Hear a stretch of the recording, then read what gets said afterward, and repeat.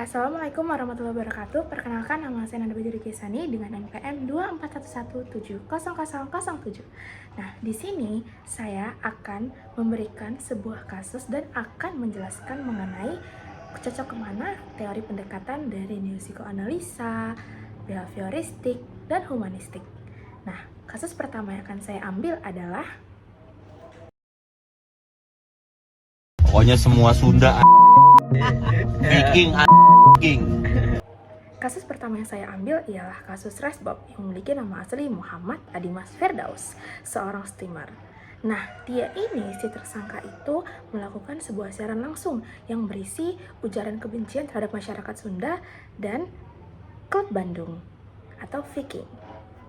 Polisi dari Polda Jawa Barat itu melakukan penyelidikan setelah adanya pelaporan mengenai pelaku. Nah, polisi itu melakukan profiling akun dan mengumpulkan segala bukti yang ada untuk menangkap tersangka.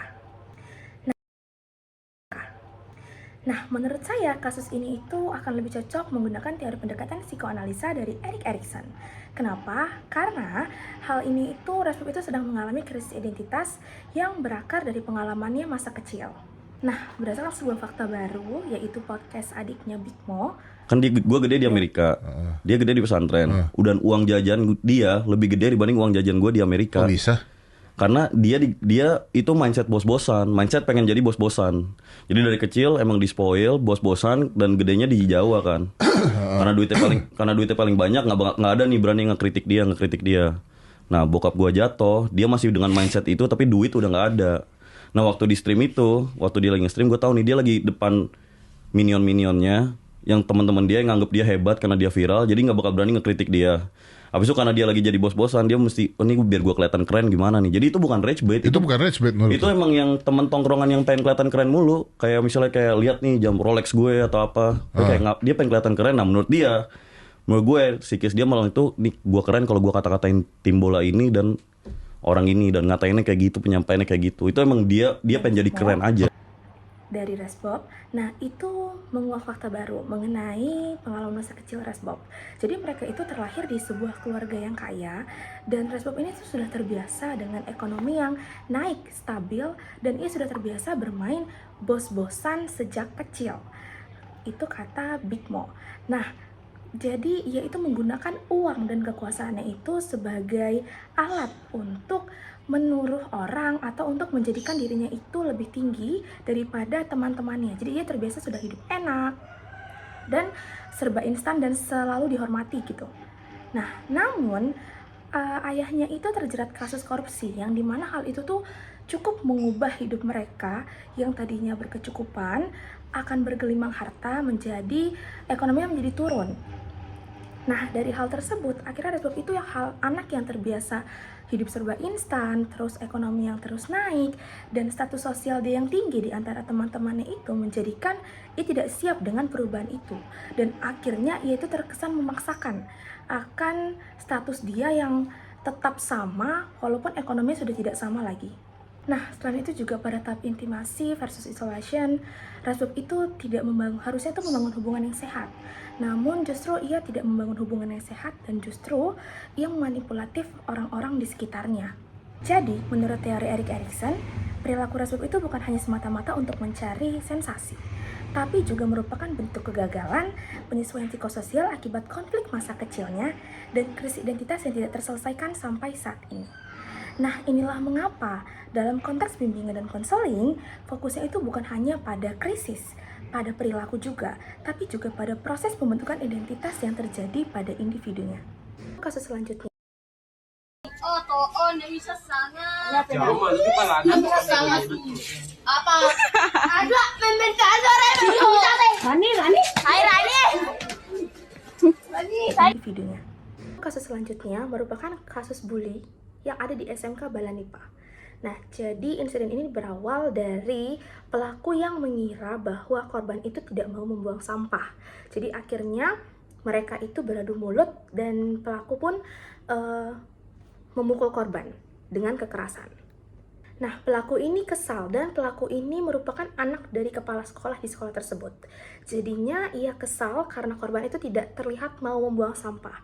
Padahal sebenarnya korban itu mau membuang sampah, tapi menurut kronologi ia sedang menunggu temannya untuk mengangkat bersama-sama tong sampah yang besar itu.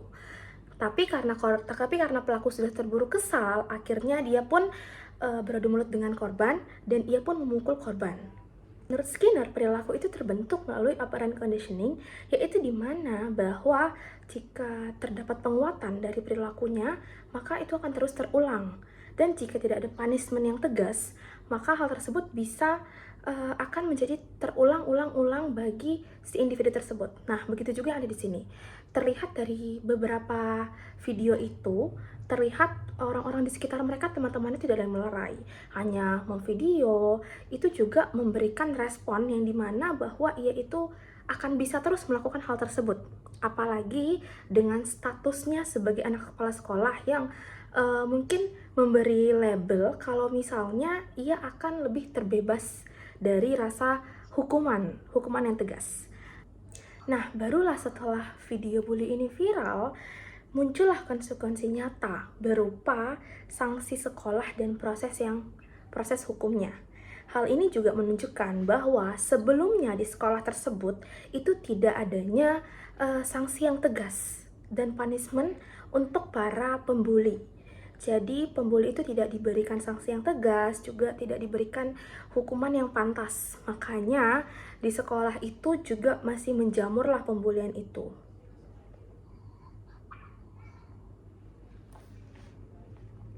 Nah, dengan demikian,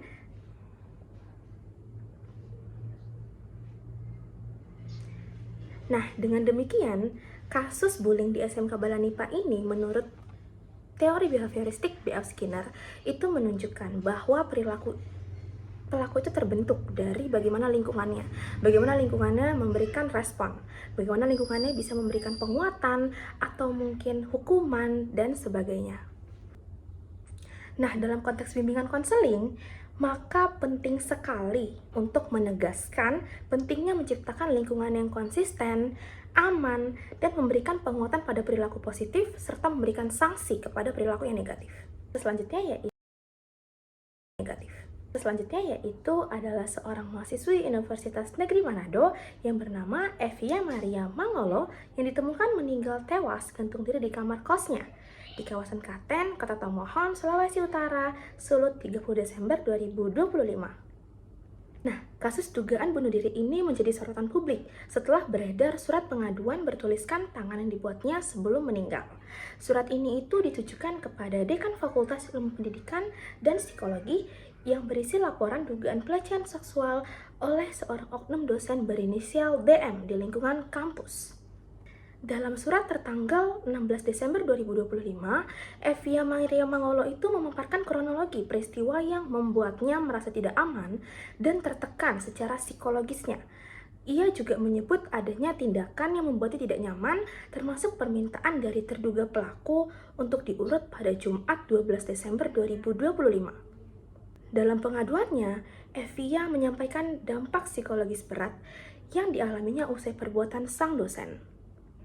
Nah, Evia ini sudah diduga mengalami pelecehan dari dosen. Namun, dugaan itu tidak langsung diketahui oleh publik karena Evia juga memendam tekanan dan ketakutan tersebut sendirian.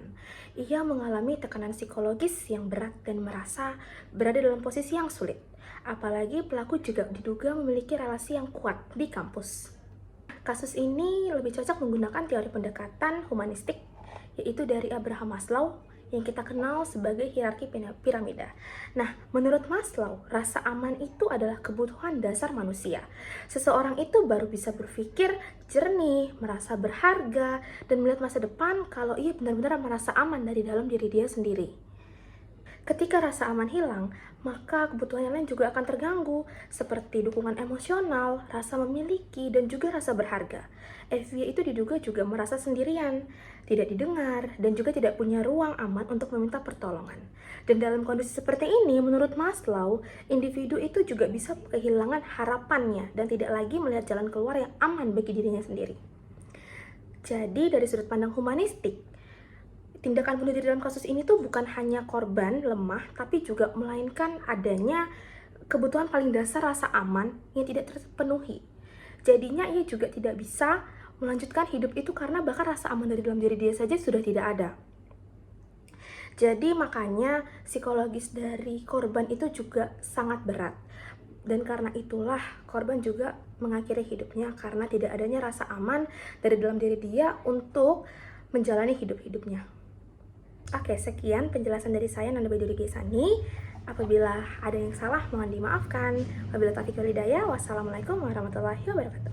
Bye-bye.